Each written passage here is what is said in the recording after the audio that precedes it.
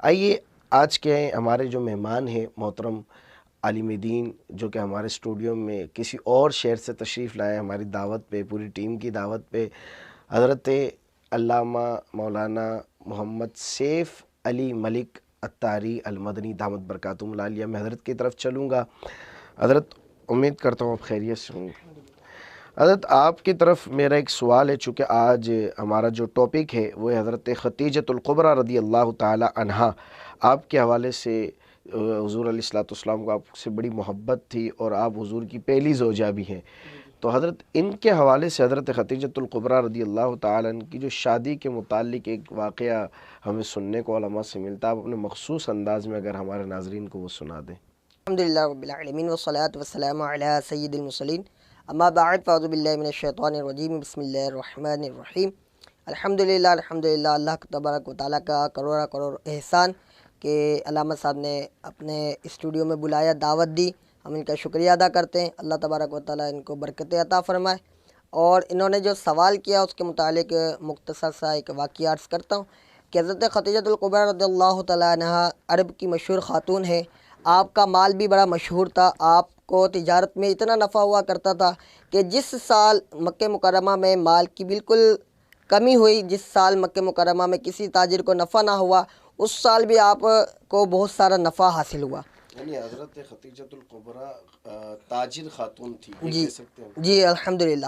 اور ایسی تاجر خاتون تھی کہ کبھی آپ باہر نہیں نکلی، کبھی آپ نے بے پردگی نہیں کی، اور اس کے ساتھ ساتھ آپ جب تجارت کیا کرتی تو اپنے غلام سے اس تاجر کی طرف پیغام بھیجا کرتی، اور وہ تاجر آپ کا مال کو شام میں لے کر جاتے، اور شام میں جب آپ کا مال لے کر جایا جاتا تو آپ کے مال میں بہت ساری اللہ تبارک و تعالیٰ برکت عطا فرماتا۔ یعنی حضرت تجارت بھی کرتی تھیں اور پردے کا خیال بھی الحمدللہ یہ آپ کی شان ہے۔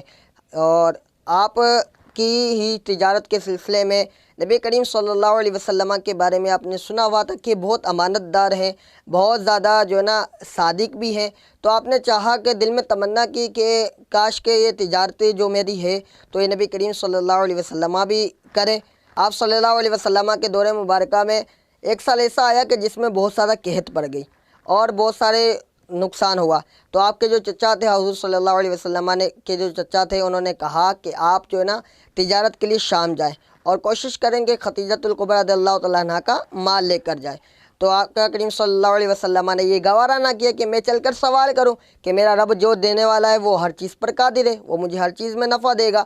پھر آپ صلی اللہ علیہ وسلم نے سوال نہ کیا، لیکن حضرت خدیجۃ الکبریٰ رضی اللہ تعالیٰ عنہ نے خود آپ صلی اللہ علیہ وسلم کے بارگاہ میں یہ سوال عرض کیا کہ یہ میرا مال ہے، کہ آپ صلی اللہ علیہ وسلم اس مال کو لے کر اس کو خرید و فروخت کے لیے قبول کریں گے۔ سبحان اللہ۔ یعنی اللہ اگر روزی لکھے تو بندے کے پاس خود ہی چل کے آتی، یہ کہہ سکتے ہیں؟ جی بے شک الحمدللہ، روزی جب لکھی ہوتی ہے تو بندے کے پاس خود ہی چل کر آ جاتی ہے۔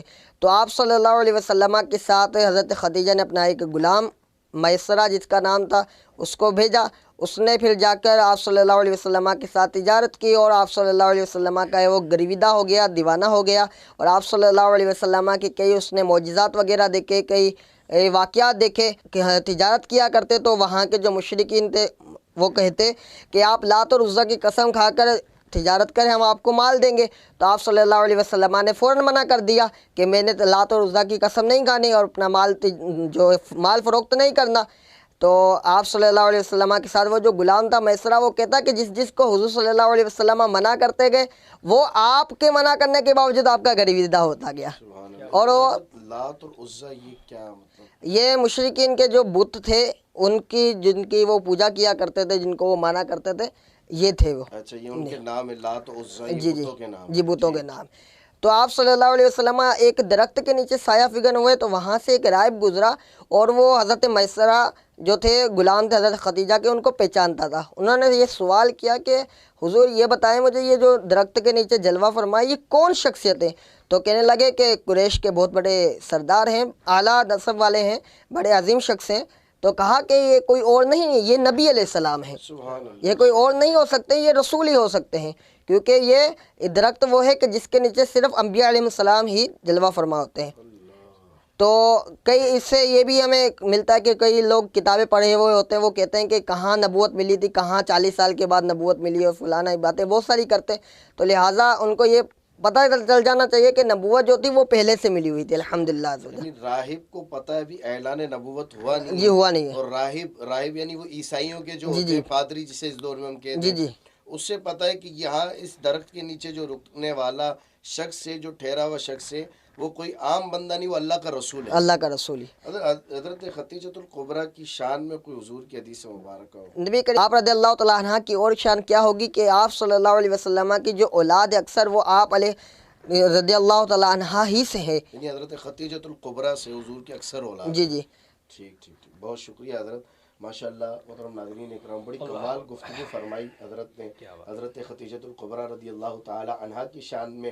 میں یہاں پر ایک حضرت کا تو اپنا علمی مقام ہے، اللہ ان کو علم میں برکت عطا فرمائے، میں اپنے ذوق کی بات حضرت کروں گا کہ حضرت خدیجۃ الکبریٰ کی شاہ صاحب اس سے بڑھ کر اور کیا شان ہوگی کہ حضور رحمت عالم علیہ الصلوۃ والسلام کی یہ زوجہ بن گئی۔ ہر ایک کے اپنے ذوق کی بات ہوتی ہے، علماء نے محدثین نے حدیثوں میں مختلف شانیں بیان کی، لیکن میرا ذوق یہ کہتا ہے کہ بھئی اس سے بڑھ کر اور کیا شان ہوگی حضرت خدیجۃ الکبریٰ کی کہ نبی آخر الزماں کی یہ زوجہ بنی، ان کے گھر میں رہیں اور پھر حضور کی اولاد ان سے ہوئی۔